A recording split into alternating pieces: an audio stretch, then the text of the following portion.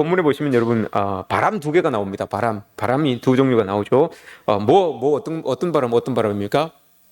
동풍, 또 하나는 폭풍. 예. 동풍과 폭풍이 나옵니다. 동풍은 이스라엘 백성들이 생각하기에 동풍이라고 하는 것은 이거는 사막에서 불어오는 뜨거운 바람이기 때문에 이걸 맞으면 참 어렵다, 힘든 상황이 된다라는 것을 이제 보여줍니다. 이거 굉장히 위험한 바람이다라고 이렇게 이야기를 합니다. 그래서 에스겔서 17장에 보면 살아있는 뿌리가 내려져 있는 식물도 동풍에 이렇게 맞으면 그게 다 살아남겠냐, 다 죽을 것이다 라고 이렇게 말해요. 에스겔서 17장에 보시면 그만큼 동풍이 어려운 바람이에요. 힘든 바람이에요. 우리에게 여기 지금 이사야 본문에서 보면 동풍이라고 하는 것은 유다 백성들, 이스라엘 남유다의 멸망을 이야기하는 거예요. 그만큼 여러분 힘들겠죠. 남유다의 멸망이 그 나라에 닥치니까 얼마나 힘들겠습니까? 현실적으로 보면 그렇고, 영적으로 보면 우리에게 불어닥치는 그런 뜨거운 바람, 고난과 힘든 상황, 이걸 우리가 이야기할 수 있겠죠. 이 동풍이 여러분 또 한 군데 더 나오는 데가 있는데, 여러분 혹시 아시겠습니까? 홍해를 지날 때, 그죠? 홍해를 지날 때 하나님께서 물을 이렇게 쭉 가르시고, 홍해를 가르시고 밤새 동풍을 불어주시잖아요. 그래서 그 땅을, 마른 땅을 밟고 이스라엘 백성들이 건넜더라라는 말씀이 나오잖아요. 그죠? 그때 동풍이 나옵니다. 왜냐하면 그 동풍이 여러분 아라비아 사막에서부터 불어오는 뜨거운 바람이기 때문에 물을 충분히 말릴 수가 있는 그런 바람이었어요. 그러니까 마른 땅을 밟고 이렇게 지나가던 것 아니겠습니까? 홍해를 건넌 사건이 여러분 출애굽 14장에 나와요. 거기 보시면 나와요. 출애굽 14장에 하나님께서 가르셔서 동풍으로 계속 불어서 이 마른 땅을 밟고 지나가게 하셨다라는 말씀이 21절에 나옵니다. 그때 동풍이 여기에서 이야기하고 있는 아라비아 사막에서 불어오는 뜨거운 바람이라는 겁니다. 우리 한번 생각해 봅시다, 여러분. 이 동풍이 남유다의 멸망이라고 했어요. 그죠? 남유다라고 하는 나라가 이제 망해요. 그러면 그 나라에 속해 있었던 백성 있잖아요. 내가 그 나라의 백성으로 살았는데 그 나라의 백성이 여러분 아무리 잘 돼도 나라가 망하면 아무것도 아니잖아요. 그죠? 나라가 망하면 자기도 그 안에서 이룬 모든 것들이 다 뺏기게 되는 거예요. 다 쓰러지게 되는 거고요. 이런 상황이 지금 이스라엘 백성들에게 나타난다는 거예요. 그리고 나서 또 뒤에 말씀을 보시면 폭풍이 또 일어난다고 해요. 동풍하고 폭풍하고 여러분 어떤 바람이 더 큰 바람 같습니까? 폭풍. 네, 맞습니다. 폭풍. 자신 있게 하세요. 틀려도 괜찮으니까. 틀려도 제가 그러죠. 3초만 부끄러우면 된다고. 괜찮아요. 뭐 어때요? 3초만 부끄러우면 누가 봅니까? 네, 틀렸네. 막 이래. 안 그래요, 여러분. 아무도 여러분 틀린 거 몰라요. 동풍 뒤에 폭풍이 붑니다. 그죠? 폭풍이 더 큰 바람이에요. 더 거칠고 더 사납고 갑작스러운 바람이 폭풍이에요. 그러면 우리로 치면 여러분 동풍이 불고 난 다음에 폭풍이 불면 이걸 사자성어로 뭐라고 할까요?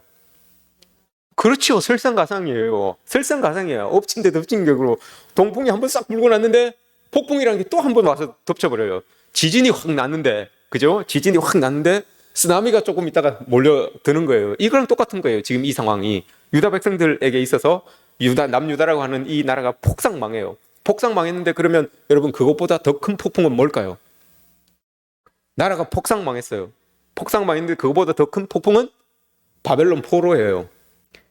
우리나라가 망한 것도 망한 거지만 이 나라의 사람들이 그대로 그냥 저 바벨론으로 포로로 다 잡혀가는 거예요. 이게 오늘 이사야서에서 이야기하는 폭풍이에요. 그런데 말씀을 잘 보시면 폭풍이 연속으로 이렇게 동풍이 불고 나서 폭풍이 확 불어서 덮친다는 그런 의미가 아니에요.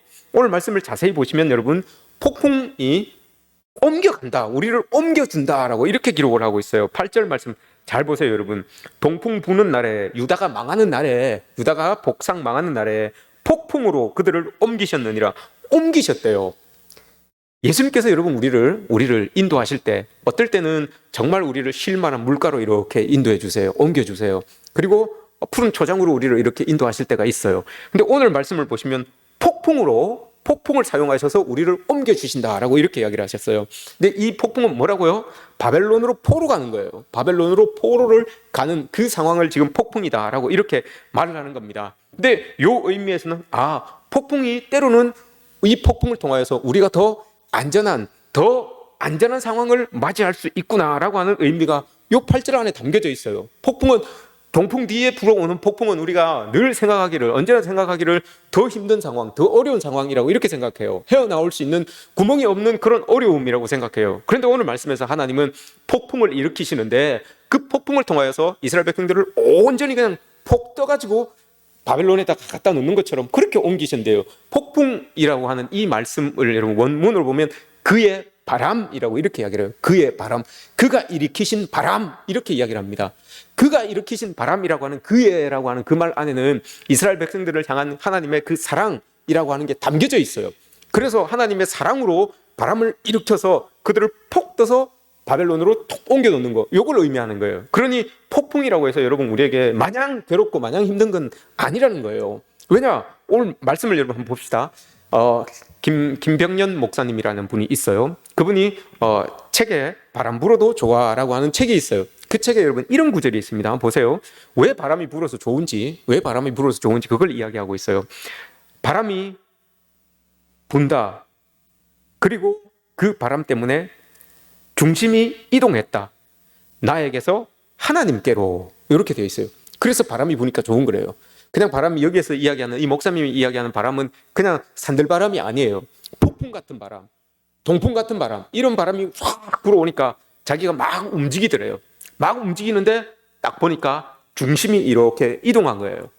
내가 그 바람이 불기 이전에는 중심이 항상 나였어요. 항상 내 중심으로 무언가를 판단하고 결단하고 결심하고 했는데 그 큰 바람이 불고 나니까 중심이 쑥 옮겨졌어요. 하나님으로. 내가 그 환란을 당하고 난 다음에 내 중심이 이제 하나님 중심으로 이렇게 바뀐 거예요. 그래서 나는 바람이 불어도 좋다라고 이렇게 고백하는 거예요. 여러분 우리도 이런 어려움을 겪고 나면 바람이 이렇게 훅 불면 우리의 중심이 이렇게 옮겨가는 겁니다. 옮겨가서 내 중심이 아니라 이제는 하나님 중심으로 이렇게 서 있게 되는 그런 유익이 이 폭풍 가운데 있다라고 오늘 말씀이 우리에게 보여주는 겁니다. 여러분들이 지금 이곳에 이렇게 예배드리면서 앉아 계시지만 다 아름답게 다 멋있게 이렇게 앉아 있지만 사실 여러분들 속을 다 들여다보면 막 바람 몇 번씩 맞은 분 아닙니까? 그죠? 다 바람, 오늘 이야기하는 동풍도 맞았고 폭풍도 지나갔을 것이고 아니면 진짜 뭐 이렇게 남자친구한테 바람을 맞았을 수도 있고 그죠? 우리 여자친구한테 바람을 맞았을 수도 있고 다 그래요. 그런 아픔들이 다 있어요. 그런데 여러분 저는 그것만 보는 것이 아니라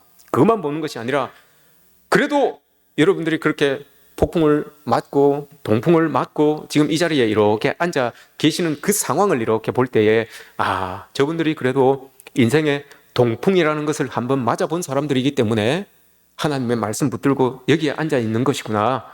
저분들이 인생에 폭풍이라는 것을 한번 지나보니까 그래도 저 사람들이 하나님 앞에 나와서 겸손한 마음으로 주님께 고개 숙이고 하나님을 섬기고 있는구나. 이런 마음이 이제 드는 거예요. 그냥 막 아름답게만 보이고 멋있게만 보이고 이게 아니라 여러분들의 인생 속에서 불어닥쳤던 그 폭풍들, 그걸 다 겪어내고 이 자리에 앉아서 그 가운데, 폭풍 가운데, 동풍 가운데 경험하였던 그 하나님으로 인하여서 지금 여기에서 하나님을 섬기고 있는 여러분들의 모습이 보인다 이 말입니다. 그래서 참 귀하고 참 소중하게 이렇게 느껴지는 거죠. 여러분 어떻습니까? 맞습니까? 여러분 인생에 동풍이라는 것을 몇 번씩 겪어보셨죠? 폭풍이라는 것을 몇 번씩 겪어보셨죠? 그런 것들이 여러분 마냥 아픔은 아니에요. 아프지만 그로 인하여서 내 중심이 이렇게 하나님께로 이렇게 옮겨지는 겁니다. 한번 보세요, 여러분. 이 사람들이 이제 동풍을 겪고 나서 나라가 망하고 나서 폭풍으로 바벨론으로 옮겨진다고 했어요. 여러분 세상 사람들이 봤을 때에 하나님을 섬긴다는 사람들이 쫄딱 망해서 저기 바벨론 딴 나라에 종으로 노예로 끌려가요. 그게 여러분 보기 좋습니까? 보는 사람에게도 조롱거리가 되는 것이고 끌려가는 이스라엘 백성들에게도 이게 아픔이에요. 수치고요. 절망이에요.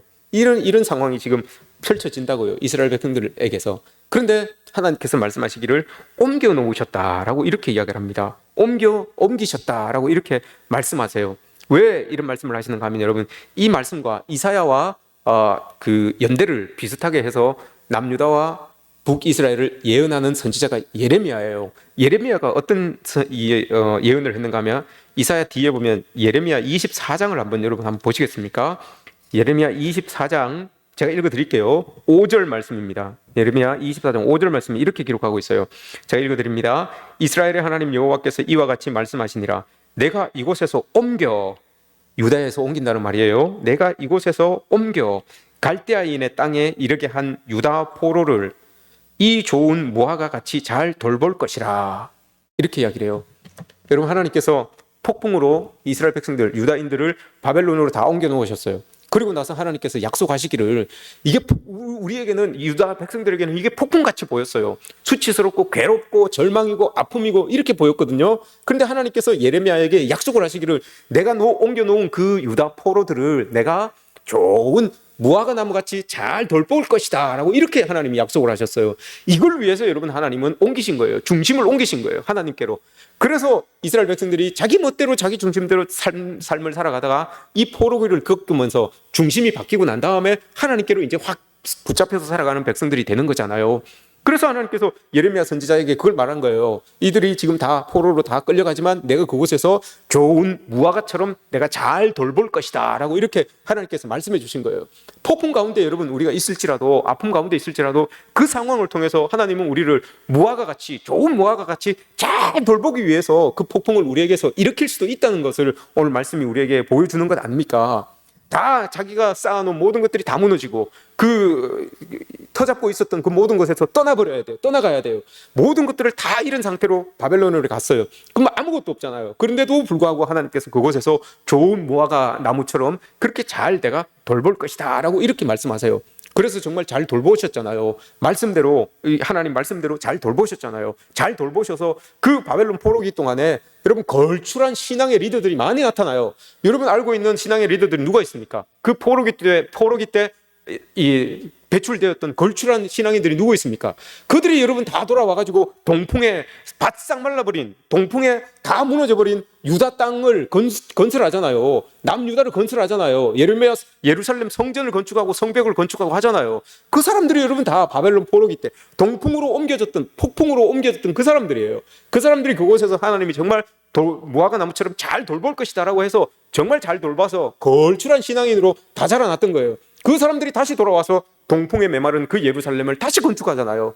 이게 여러분 하나님께서 우리에게 주시는 고난의 의미예요. 고난의 유익이에요. 고난으로 그냥 넘어가면 아무 유익이 없지만 그곳에서 하나님이 기르시는, 하나님이 세우시는 그 걸출한 믿음의 영웅들을 여러분 우리가 만날 수만 있다면, 내 삶에서 그것을 키워낼 수만 있다면, 여러분 이 폭풍으로 인하여서 우리는 동풍으로 무너졌던 모든 것들을 다시 세울 수 있는 그런 능력의 사람이, 하나님의 사람이 될 수 있다는 거예요. 그 사람들이 누굽니까 여러분? 느헤미야, 에스라, 다니엘, 이런 사람들이에요. 이런 사람들이 다 영적인 거장으로 서서 다시 돌아오잖아요. 다시 다 돌아와서 예루살렘 성전을 건축하고 성벽을 건축하고 하나님의 말씀을 선포하고 하나님의 백성들을 모으고 그들을 통하여서 예배를 올려드리고, 그렇게 해서 여러분 이스라엘이 다시 살아나는 것 아닙니까? 동풍으로 바싹 말랐던, 동풍으로 다 깨졌던 그곳이 폭풍으로 옮겨졌던 사람들로 인하여서 다시 여러분 세워지게 되는 거예요. 여러분들에게 주어지는 폭풍이 있을 거예요. 정말 아무것도 남는 것도 없고 사람들에게 수치스럽기만 하고 나에게는 절망이고 고난스러운 그런 일들이 여러분 우리에게 있을 수 있어요. 그러나 여러분 그것을 하나님께서 무화과처럼 잘 돌봐주셔서, 내가 처해 있는 그 폭풍, 그걸 하나님께서 잘 돌봐주셔서 그곳에서 여러분 내가 영적인 거장으로 일어날 수 있다는 거, 하나님의 사람으로 일어날 수 있다는 거, 여러분 오늘 이 말씀이 우리에게 이걸 보여주고 있는 겁니다. 이런 은혜가 여러분들에게 있어지기를 축복합니다. 켄 맥과이어라고 하는 목사님이 있는데, 여러분 그분이 폭풍 속의 주님이라는 책이 있어요. 그 책에서 이런 구절을 한 구절을 이야기합니다. 삶이 뒤집힐 때 영혼은 숨을 쉰다라고 합니다. 삶이 뒤집힐 때 영혼은 숨을 쉰다라고 합니다. 영혼이 숨을 쉬다라고 하는 이 말씀은 여러분 하나님께서 처음에 우리에게 생기를 불어넣어 주셨던 그 하나님을 이제 내가 느끼기 시작한다, 이런 의미예요. 그 하나님의 말씀이 이제 내 귀에 들려지기 시작한다, 이 말이에요. 어떨 때 여러분 그렇다고요. 여러분 삶이 뒤집힐 때 내 영혼이 숨을 쉬는데, 그때 나에게 호흡을 불어넣어 주셨던 그 하나님의 음성이 들리기 시작하고 그 하나님이 막 느껴지기 시작한다는 거예요. 삶이 뒤집힐 때, 이 지금 켄 맥과이어 목사님이 이야기하고 있는 이 삶이 뒤집힌다는 거, 이게 여러분 폭풍이에요. 폭풍이 오면 바다가 뒤집어지는 것처럼 여러분 우리에게도 폭풍이 뒤집어지면 아프고 힘들고 한데 막 속까지 다 뒤집어지는데, 그런 상황을 통해서 그리스도인들은 하나님 앞에 영적으로 더 예민해진다는 거예요. 그때 하나님의 음성이 들려지고 하나님의 말씀이 들려지게 된다라고 이렇게 말씀을 하고 있는 겁니다. 영혼이 숨을 쉬니까요.